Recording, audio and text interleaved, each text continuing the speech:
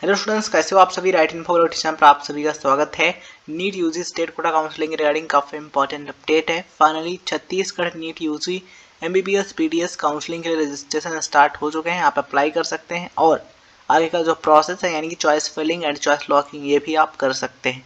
किस तरीके कर सकते हैं उसके बारे में भी हम आपको बताएंगे और इसके लिए क्या एलिजिबिलिटी क्राइटेरिया है, यानी कि Chhattisgarh NEET UG MBBS BDS counselling में कौन पार्टिसिपेट कर सकता है, क्या अदर स्टेट कैंडिडेट्स अप्लाई कर सकते हैं या फिर नहीं कर सकते हैं, हर एक चीज़ आपको बताएंगे। बस आपको वीडियो लास्ट तक देखना है। आप यहाँ पर देख पा रहे हो ऑफिशियल वेबसाइट cgtme.in। इस वेबसाइट पर आप आएंगे तो यहाँ पर आपको कुछ इस तरीके का पेज देखने को मिल जाएगा।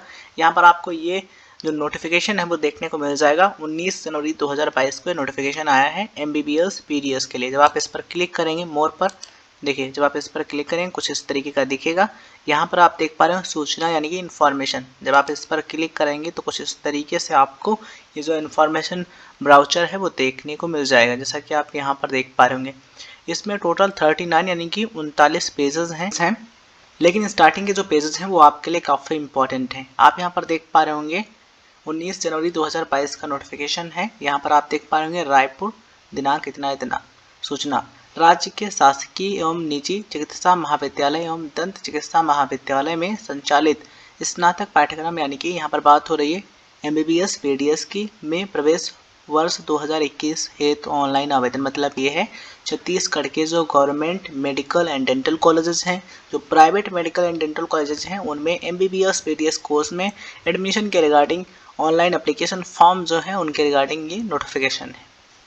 तो यहाँ पर आप देख पा रहे होंगे ऑनलाइन अप्लाई करने का जो शुल्क है यानी कि जो फीस है वो कितना है।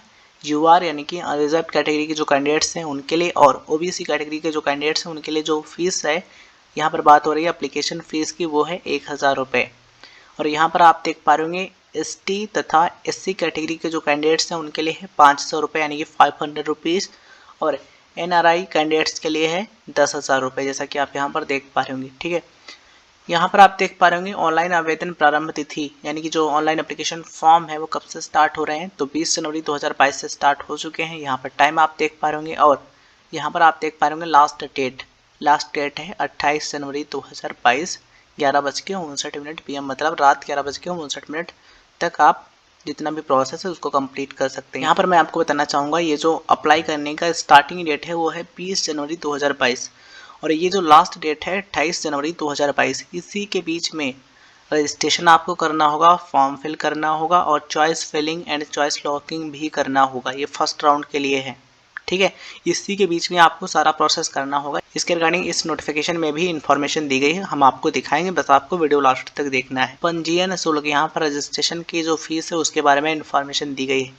यह राशि वापसी योग्य यानी कि रिफंडेबल है, किंतु द्वितीय काउंसलिंग में आवंटन उपरांत प्रवेश नहीं लेते हैं तथा प्रवेश लेकर सीट त्यागते हैं तो यह राशि राजसात कर ली जाएगी। मतलब ये है, देखिए ये रिफंडेबल फीस है। रजिस्ट्रेशन फीस मतलब पंजीयन शुल्क। देखिए यहाँ पर जो रजिस्ट्रेशन फीस कही जा रही है ना, ये है सिक्योरिटी मनी, जिसको सिक्योरिटी मनी या फिर हम सिक्योरिटी फीस कहते हैं।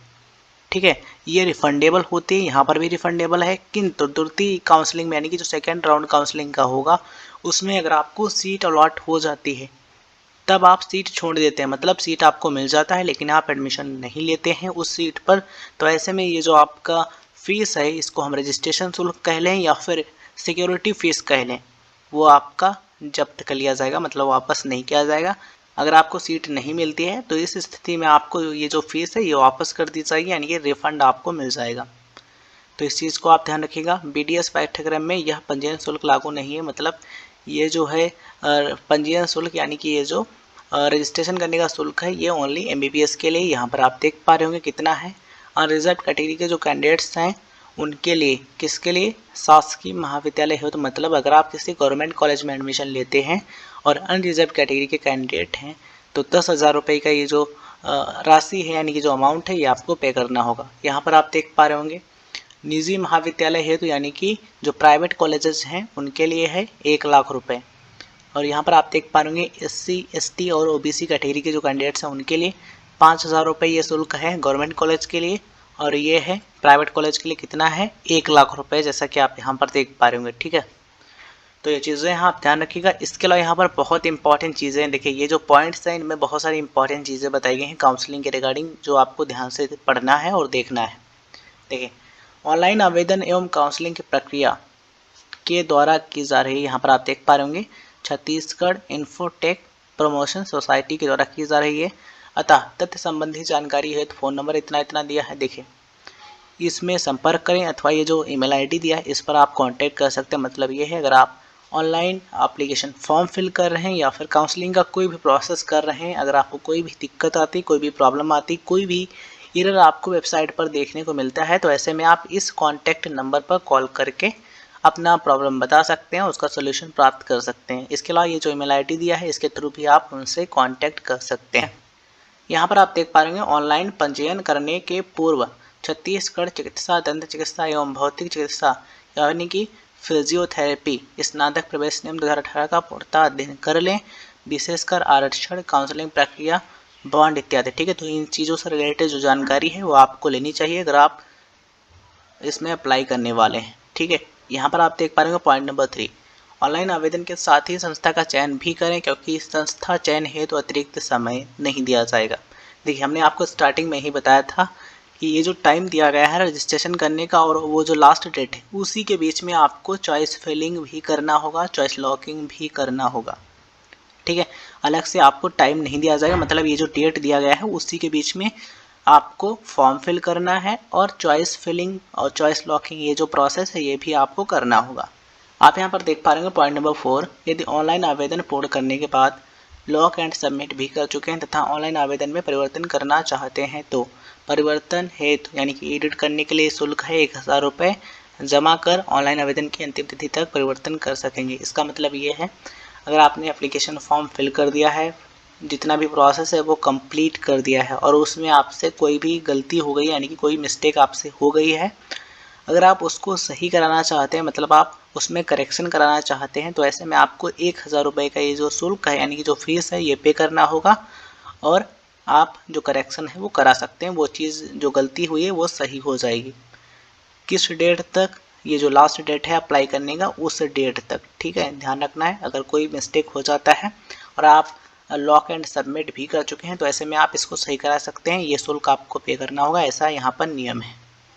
ठीक है, काउंसलिंग की प्रक्रिया एवं अन्य जानकारी इस वेबसाइट पर आपको मिलती रहेगी, इसलिए आप इस वेबसाइट को विजिट करते रहिएगा।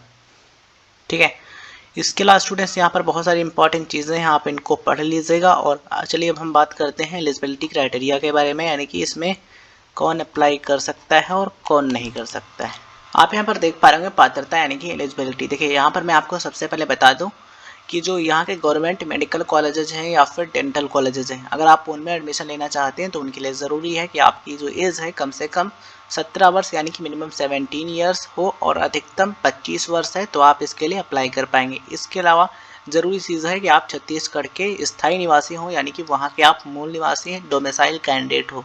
ठीक है, अगर आप गवर्नमेंट कॉलेज में एडमिशन लेना चाहते हैं स्टेट कोटा के थ्रू, अगर आप मैनेजमेंट कोटा की जो सीट्स हैं उनके लिए अप्लाई करना चाहते हैं तो आप भारत के यानी कि इंडिया के किसी भी स्टेट या फिर यूनियन टेरिटरी के कैंडिडेट हैं तो आप अप्लाई कर सकते हैं। किसके लिए? मैनेजमेंट कोटा की जो सीट्स हैं उनके लिए। आप यहाँ पर देख पा रहे होंगे निजी चिकित्सा महाविद्यालय के प्रबंधन नेतांश की सीटों के लिए पात्रता। इसका मतलब ये है कि छत्तीसगढ़ के जो प्राइवेट मेडिकल कॉलेजेस हैं उनमें जो मैनेजमेंट कोटा की सीट्स हैं, अगर आप उन पर एडमिशन लेना चाहते हैं तो उसके लिए क्या एलिजिबिलिटी क्राइटेरिया है, क्या एलिजिबिलिटी है। तो यहाँ पर आप देख पा रहे के अनुसार सभी श्रेणी के अभ्यर्थी पात्र होंगे तथा छत्तीसगढ़ राज्य के बाहर के अभ्यर्थी पात्र होंगे जो नियम 3 राज्य के मूल निवासी के अतिरिक्त अन्य सभी योग्यता पूर्ण करते हों, किंतु राज्य के बाहर के आरक्षित श्रेणी के अभ्यर्थी को अर्हताकारी परसेंटाइल तथा आरक्षित श्रेणी के आरक्षण का लाभ नहीं दिया जाएगा एवं परस्पर समान प्रावीण्यता क्रमानुसार यानी कि कॉमन मेरिट लिस्ट ही आवंटन कर सकेंगे। इसका मतलब क्या है, समझिए जरा ध्यान से। देखिए यहाँ के जो मैनेजमेंट कोटा के सीट्स हैं आप उनमें अप्लाई कर सकते हैं। आप जितनी भी अदर एलिजिबिलिटी कंडीशंस हैं अगर आप उनको फॉलो करते हैं, जैसे कि आपकी एज कम से कम 17 वर्ष होनी चाहिए, ठीक है, अधिकतम 25 वर्ष है तो आप अप्लाई कर पाएंगे और आपने नीट यूजी का जो एग्जामिनेशन है वो क्वालिफाई किया है।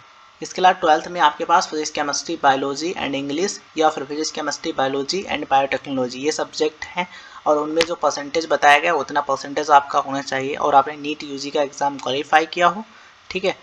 और आप इंडिया के किसी भी स्टेट या फिर यूनियन टेरेटरी के कैंडिडेट हैं, ठीक है, आप अप्लाई कर सकते हैं मैनेजमेंट कोटा की जो सीट्स हैं उनके लिए। अगर आप छत्तीसगढ़ के रहने वाले स्थायी निवासी हैं यानी कि वहाँ के परमानेंट रेजिडेंट हैं, डोमिसाइल कैंडिडेट हैं, तो आप वहाँ की जो गवर्नमेंट सीट्स हैं उनके लिए भी अप्लाई कर सकते हैं और प्राइवेट मेडिकल डेंटल कॉलेजेस की जो सीट्स हैं उनके लिए भी अप्लाई कर सकते हैं। इसके अलावा यहाँ पर बहुत सारी इंपॉर्टेंट चीज़ें बताई गई हैं, आप इनको भी पढ़ सकते हैं। अगर आप हम इन सभी चीज़ों को बताएंगे तो ऐसे में वीडियो काफ़ी लंबा हो जाएगा और आप वीडियो देखेंगे नहीं, है ना। तो इन चीज़ों को ध्यान रखिएगा। अगर आप अप्लाई करना चाहते हैं तो इसको डाउनलोड करके पढ़ लीजिएगा। चलिए अब हम बात करते हैं कहाँ पर आपको अप्लाई करना होगा। यहाँ पर जब आप होम के सेक्शन पर क्लिक करेंगे तो यहाँ पर आपको ये अप्लाई करने का लिंक मिल जाएगा, MBBS PTS online application form 2021। जब आप इस पर क्लिक करेंगे तो आप इस पेज पर आ जाएंगे। जैसा कि आप यहाँ पर देख पा रहे इस तरीके का पेज दिखेगा और यहाँ पर आप देख पा रहे क्लिक टू अप्लाई। जब आप इस पर क्लिक करेंगे तो आप इस पेज पर आ जाएंगे। देखिए ये जो पेज है यहाँ पर आपको शेड्यूल भी देखने को मिल जाएगा और यहाँ पर आपको रजिस्ट्रेशन और लॉगिन करने का ऑप्शन मिल जाता है। अगर आप रजिस्ट्रेशन कर चुके हैं तो आपको क्या करना होगा, लॉगिन करना होगा। और लॉगिन करने के लिए आप इस पर क्लिक करेंगे एप्लीकेंट लॉगिन पर, ठीक है। अगर आप रजिस्ट्रेशन अभी तक नहीं किए हैं, मतलब आप न्यू रजिस्ट्रेशन करना चाहते हैं, तो इस पर आप क्लिक कीजिए और इस तरीके का पेज आपको देखने को मिल जाएगा। देखिए यहाँ पर आपको सबसे पहले ये जो निर्देश दिए गए हैं इनको पढ़ लेना। जब आप इनको पढ़ लेंगे तो यहाँ पर आई अंडरस्टैंड करके है, इस पर आप क्लिक करेंगे और एक्सेप्ट एंड कंटिन्यू पर क्लिक करेंगे, ठीक है। जब आप इस पर क्लिक करेंगे तो यहाँ पर आपको सबसे पहले सेलेक्ट करना होगा डोमिसाइल। अगर आप छत्तीसगढ़ के डोमिसाइल कैंडिडेट हैं तो आप इस पर सेलेक्ट करेंगे। अगर आप किसी अदर स्टेट से हैं तो आप इस पर सेलेक्ट करेंगे, ठीक है। फिर करेंगे सेलेक्ट एंड कंटिन्यू, ठीक है। फिर यहाँ पर आपको नीट यूजी एग्जामिनेशन सेलेक्ट करना होगा। उसके बाद यहाँ पर जो चीज़ें हैं अदर डिटेल्स फिल करना होगा और आगे का जो प्रोसेस है वो आपको करना होगा, ठीक है। तो इस तरीके से आप कर सकते हैं, फॉर्म फिल करके आगे का जो प्रोसेस है वो कर सकते हैं। आई होप ये चीज़ें आपको समझ में आ गई होंगी। ये वीडियो जानकारी हेल्पफुल लगी हो तो वीडियो को लाइक कीजिएगा, शेयर कीजिएगा। चैनल पर नए हैं तो सब्सक्राइब करने के बाद नोटिफिकेशन बेल ऑन कर लीजिएगा लेटेस्ट अपडेट के लिए।